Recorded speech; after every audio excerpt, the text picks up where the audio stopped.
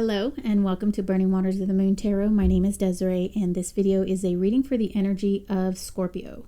So in my readings I use 3 decks and I've been using Arthur Wang's True Black Tarot right here. This is Mystics Lux Ex Umbra and this is Earth, Moon, and Shadow Oracle by Serafina Mesa. And we will draw an oracle card at the end to tie the reading all together. So I pull 3 cards with my first deck here, okay, and these are the 3 main energies that we're going to be working with. And as I said at the beginning of the video, this is for the energy of Scorpio, and what I mean by that is that we all have Scorpio in our charts by way of the house system.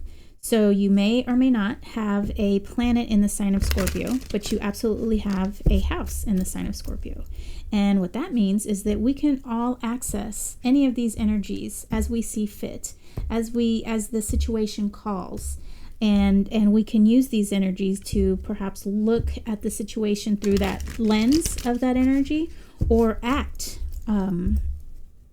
as that energy would act, and take charge of the situation as that energy would. So someone needing to use the Scorpio energy, they would have the need to want to dive deeper, want to understand things on a really molecular level.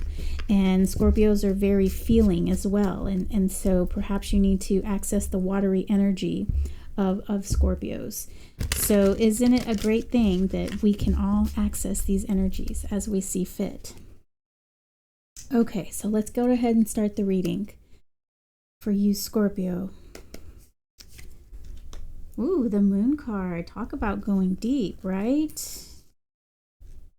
Then we have the 4 of Swords in reverse. And then this is the 5 of Cups in reverse. Okay, so I am going to pull 9 more cards using this deck, okay? The Lux Ex Umbra. And this is going to further help us explain what is going on with these 3 main energies here. So I don't read linearly in a line. All these energies and cards work together and they kind of tell a story with one another. So I use 2 decks to help explain this story for me. And because I don't really read right to left or left to right, left to right, right to left, I need these 2 decks to kind of help. I need the second deck to dive a little bit deeper. Okay. And if for any reason this reading is not resonating with you because you have all of these zodiac signs in your chart, you can try looking for a reading by way of title, not necessarily by sign, okay? But feel free to continue looking for your signs, and don't forget about your sidereal signs as well. All right, Scorpio, let's see what we got for you. So we've got 2 cards. This one wanted to come out first. So we have La Force, which is Force. This is numbered 9. Oh, it's numbered 11. Oh, that's right. It is. It's numbered 11 because this deck, this is actually Fortitude or Strength. And this deck is sort of a Marseille style deck in which the pips are not fully illustrated, and it still follows that 8 is Justice and 11 is Force or Strength, I should say. And you'll understand what I mean as I start pulling more cards. Additionally, this deck is in French, La Lune. So we have the Moon again. Wow, there is a deep message here for you. 2 of Pentacles, 8 of Wands in reverse, 10 of Pentacles, the Magician in reverse, Queen of Coins, and the Page of Coins. All right, let me scoot this up here. And let's switch your view so you can see what is going on. I just love how this Lux Ex Umbra deck is looking on camera. It really looks like everything, these cards are just glowing. Okay, so as I said, we've got 1, 2, 3, 4. Okay, 4 major arcana.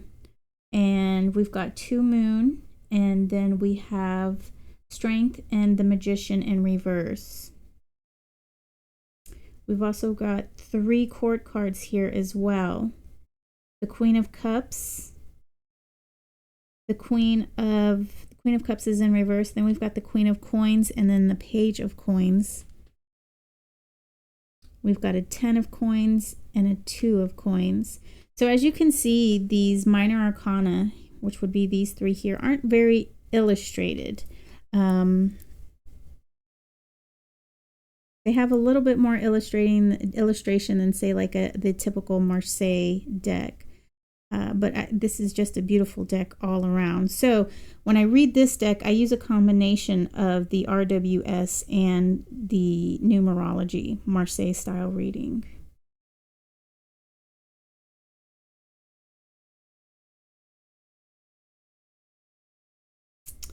Okay, so with our moon card here, and then we have a moon here.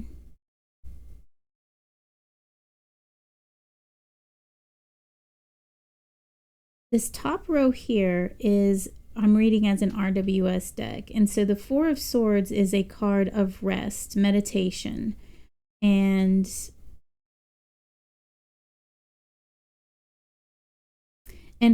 because it's in reverse, it's looking like you're done with the rest and the meditation. You're done mulling this over in your head. And now it's time to basically put the pedal to the metal, right? We've got this 2 of coins here, and 2 is a number of, it's the precursor of creation, right? You've got to have, you know, a catalyst, and then you've got to have some resources, and you've got to put those 2 things together, and then they start working synergistically together to create what it is that you're trying to bring forth into this realm. And down below we have the Queen of Coins, which is a very motherly energy. It's water of earth, meaning that she's pouring in this emotional thing, this emotional feeling, these feelings of nurturing and wanting to bring something into fruition, bringing something into this realm, into this earth. So we have the moon card represented here and here. So I'm getting the feeling, Scorpio, that you have been thinking about something for quite some time, and you've really been diving deep into your soul as to figuring out what it is that you want to do and how you're going to do it. I see that there might have been some, and it's calling for you to not hold back. Okay, it's calling.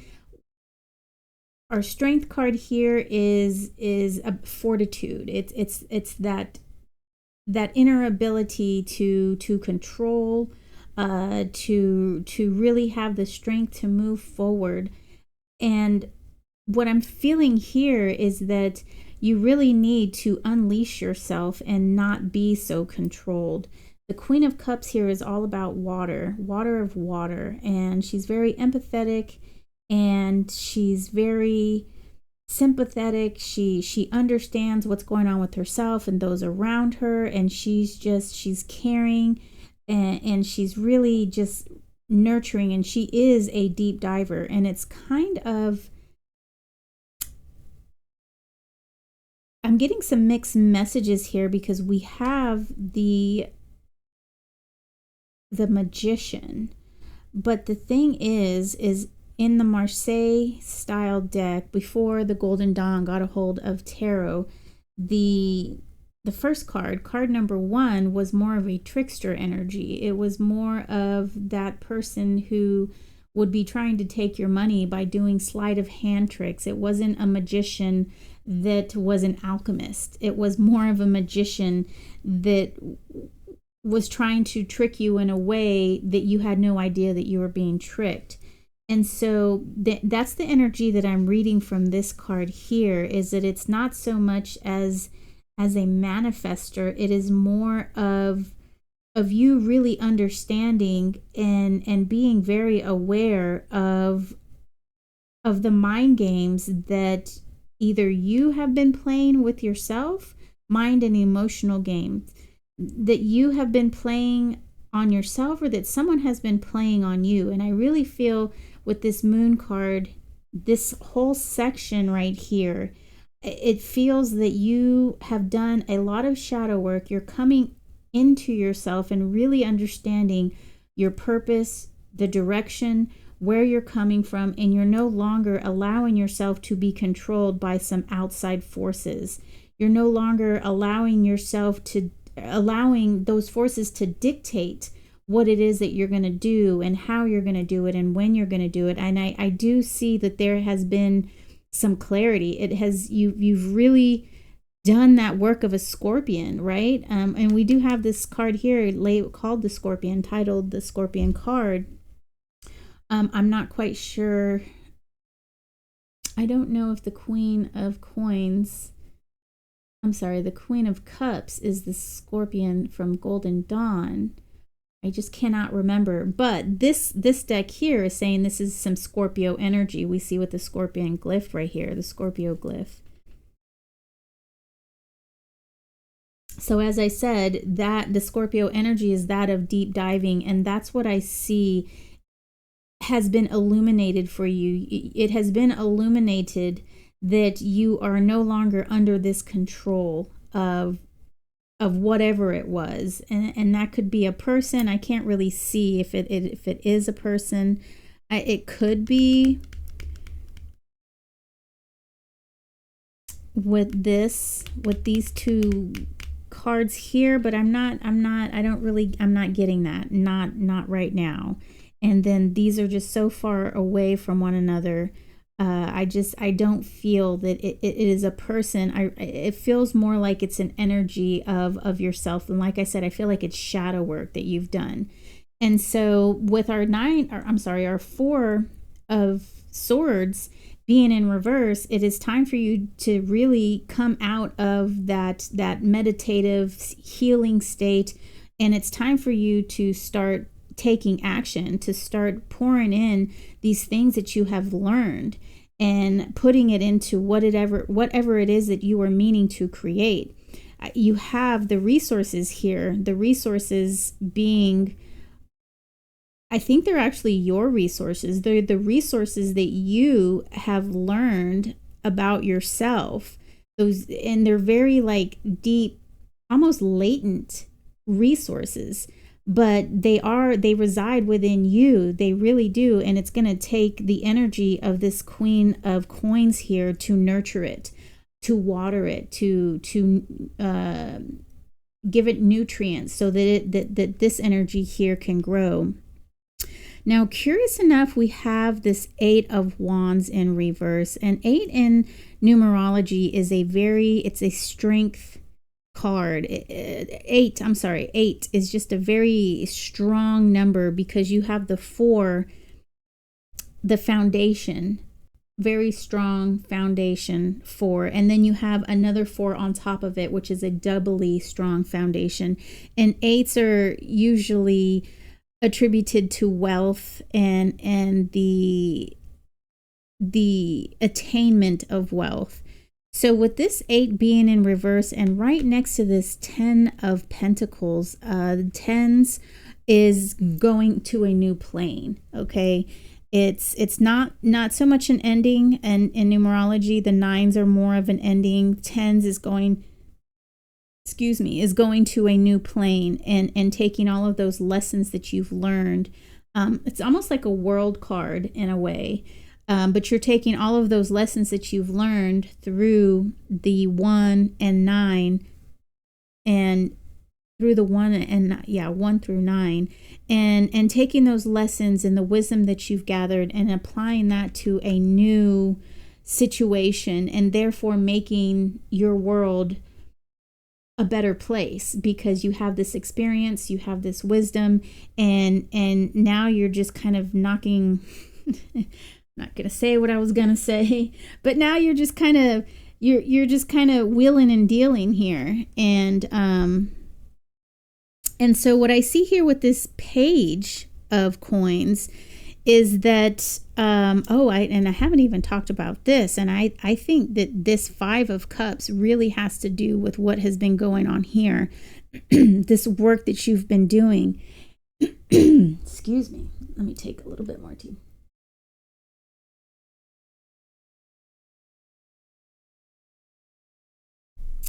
Thank you for that. Still not completely gone. We've been having some really weird weather here. I mean, it hailed last week, and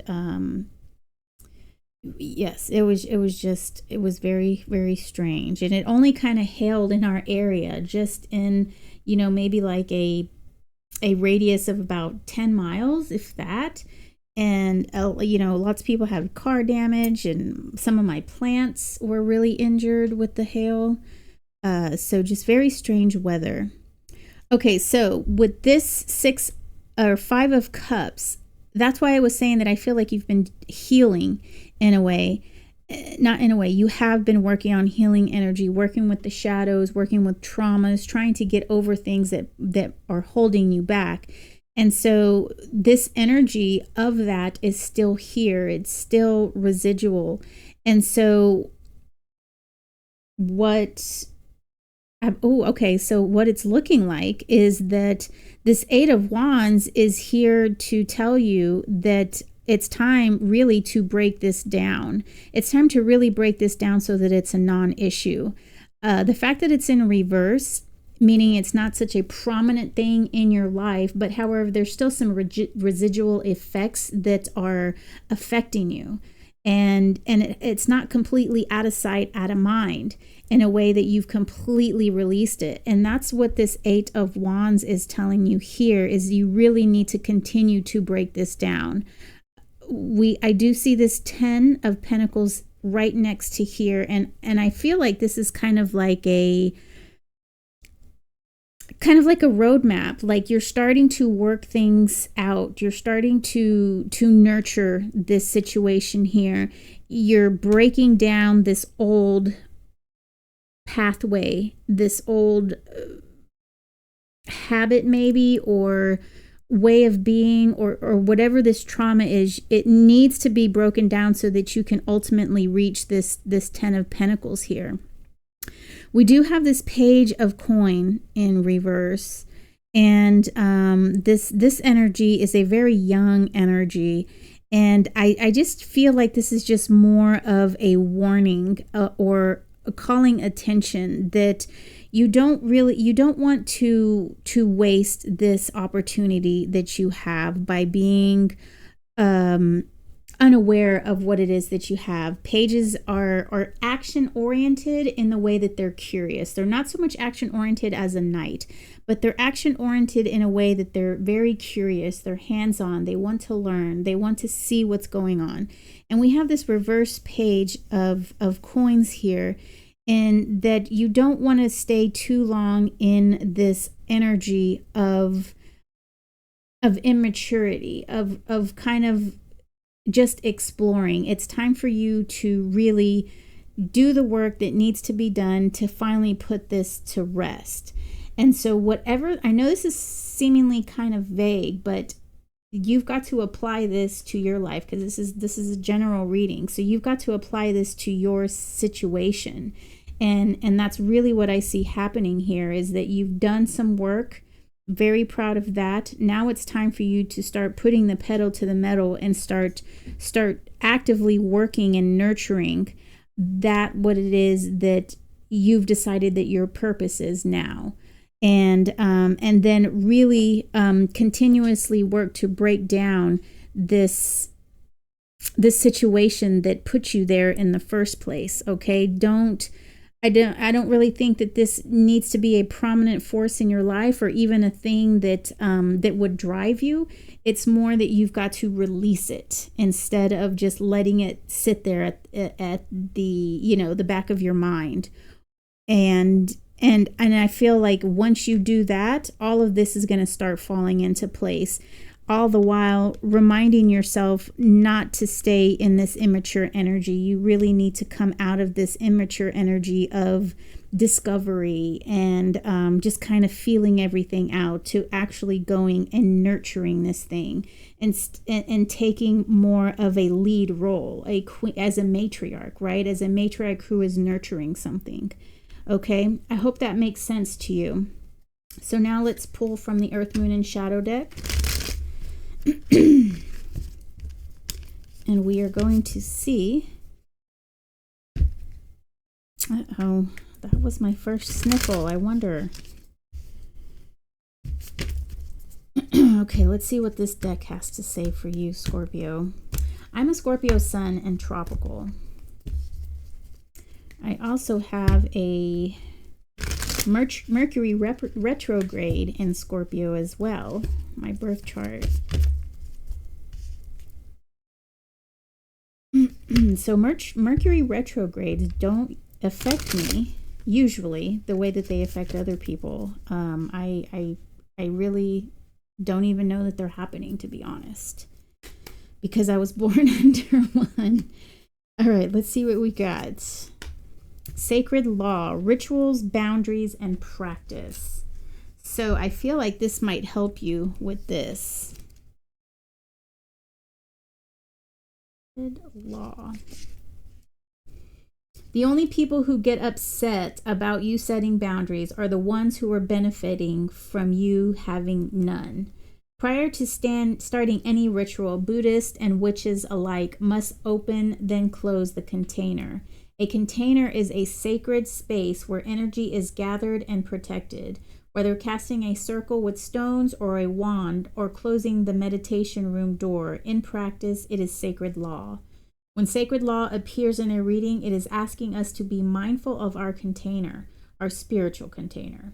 One thing we are poorly taught is how to establish boundaries. We often let others walk all over us because we fear saying no. The people-pleasing, self-sacrificing shadow can often be a difficult one to see. For how could it possibly be bad to be kind and to give to others? To answer this, let us refer to one of the most cringe-worthy childhood stories, The Giving Tree by Shel Silverstein.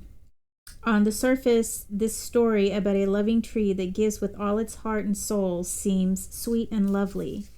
However, it quickly becomes a horror story as the selfish man takes and takes with no regard for the poor tree until the tree is nothing but a literal stump. It is very sad and horrifying. Sacred law is a collective unconscious asking us to begin working on our boundaries. We must remove the trained response of guilt and shame that arise whenever we think about taking a break or doing something from ourselves. Let us create a sacred ritual of replenishment. This can be as simple as taking time regularly to go for a walk, work on a new spiritual practice, or even play basketball. Whatever we decide, we need to commit to making the replenishment of our souls a new sacred law in our lives. For how can we possibly hope to serve others if there is nothing left but a stump? So that is possibly what you might have been working on here. And you might have been really working on creating boundaries for yourself and really understanding why you were in that position in the first place, where you were, say, people pleasing or what have you. And perhaps that was the spell, the trick that you had on yourself. But now you see clearly what is going on. And here, I think, is the situation in that